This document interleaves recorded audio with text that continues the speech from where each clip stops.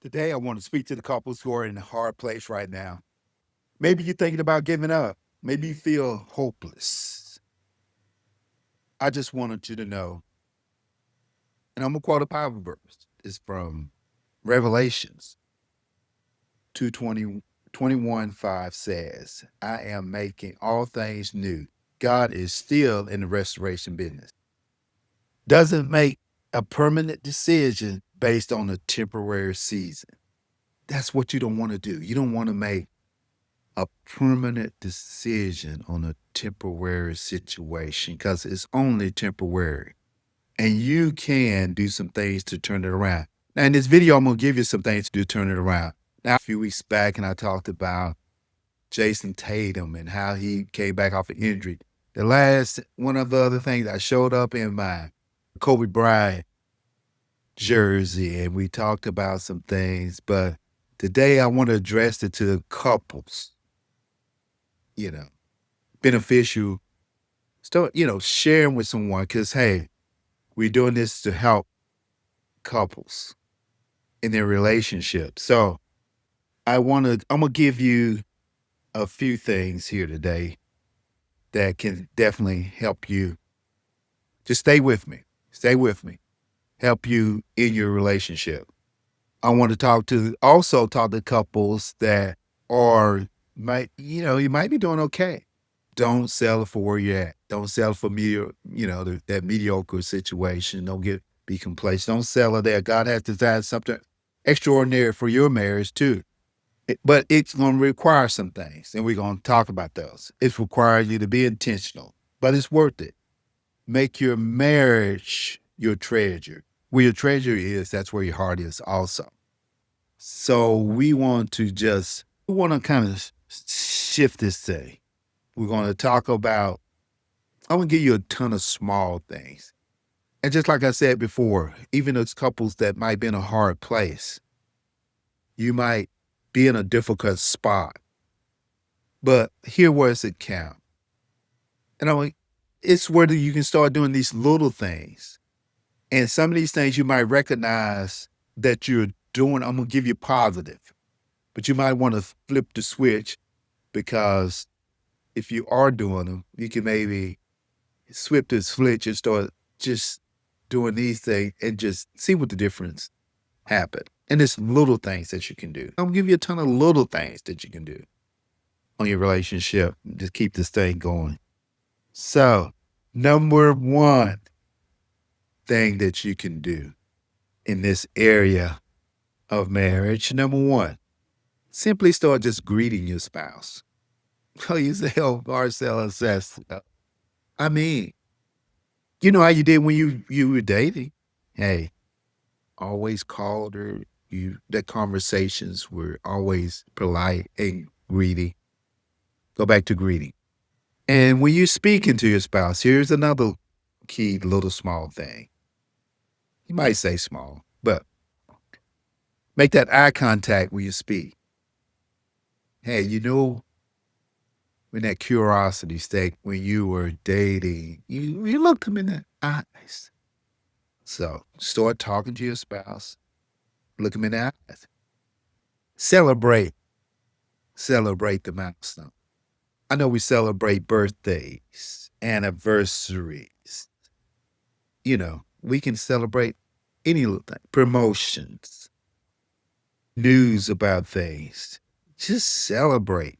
Celebrate something good. Look for something good that you and your spouse can celebrate and just kind of flow in for a while.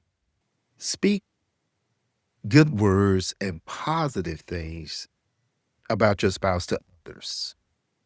So, so critical in wherever space that you might be in, even in workspace.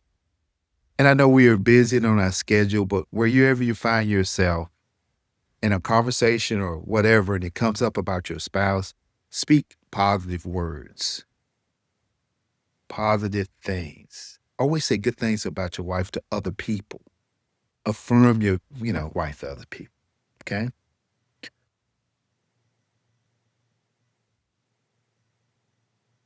But an important thing is to back up your spouse in front of your kids.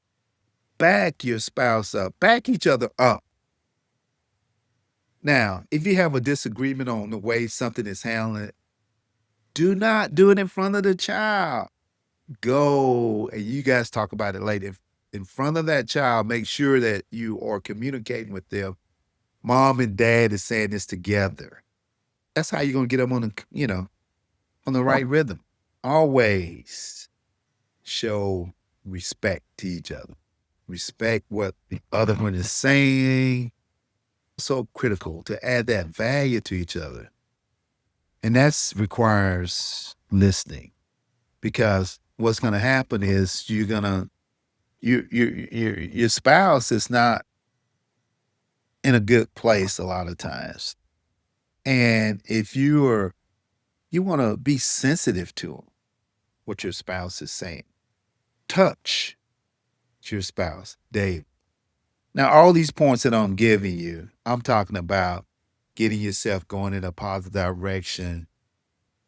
Listen to me, just clarify something. If you're in an abusive situation, someone is, let me use the word, dogging you out every day, talking bad about you, just verbal abuse and all that, you might need some coaching, you might need some counseling. You might need someone to like intervene in those situations. Now, we're not talking about no referee, but we need someone, you need to get some help in that area to like get this pattern stopped. But these patterns I'm talking about today, I'm talking about people who might be just in hard places or those who not are mediocre in their relationship that might feel a little distance or whatever. These are some things that you can do. Now, those situations where you've felt like someone have just like crossed the line and just really at the extreme, now that's where you're going to have to get that help. The couples I'm talking to today are the ones, or it may be in a hard place. You might be in a hard place, but these are some things that have to touch. This is intentional stuff. The next thing is, if you have kids, please don't allow them to interrupt your conversation. If you and your spouse are talking, this is a training issue now. Allow that kid to like, look him in the face and say, I'm talking to your mother, okay? And we'll talk. You can find out what they need. What do you need right now? But it's important to do that. Please don't avoid the conflict. Just learn how. Conflict is normal. It is necessary. I coach couples and just getting them to realize that you're going to hit spots where you're going to have conflict. You're going to hit spots that you and your wife don't, that you disagree on. Things get worse by avoiding them. Confront them, just learning how to talk. And all of these are like things that your skills that you learn over time in your relationship. Another little tip I want to give you today is the word always, and never use the word never. That's kind of crazy, isn't it? Don't use that word never. You always do this or you never do those. Those are two terms. Just eradicate from your vocabulary. It's so hard.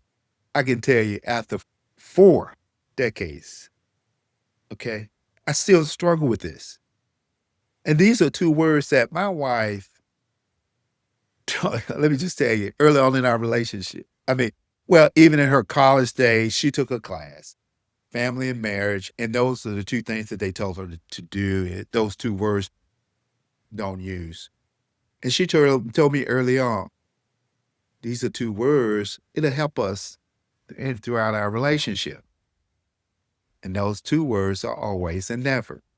And still, we have sometimes, but keep working on it. One other point I want to make, these are all small things, but can help effectively in your marriage. And I'm gonna give you one more today and then we're gonna move on, but allow your spouse to have input into your decisions. If you got a decision you guys need to make, input from both of you is so important. That's where, when you have input from each other, you won't hear one of you say, oh, my husband never listened to me, or my wife never listened to me. That won't happen if you allow to have input in any decision making. So just following that will certainly help you. So are you, do you enjoy these tips or these things? Please share this with someone in your life, with a married couple. Tell them to watch this network. We're marriage investors. That's what we call. But we believe that intentionality is so important that what are you putting in to your relationship?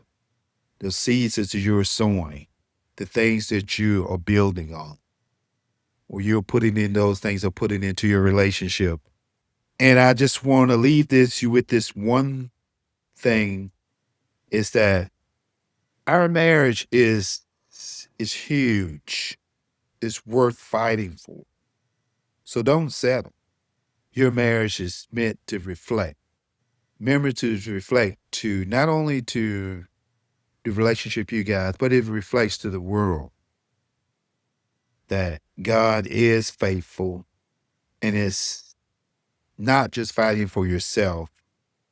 You have a higher call, and you want others to see the relationships that you have, so we can change another generation on this whole thing of marriage. So subscribe, and I'll see you on my next video.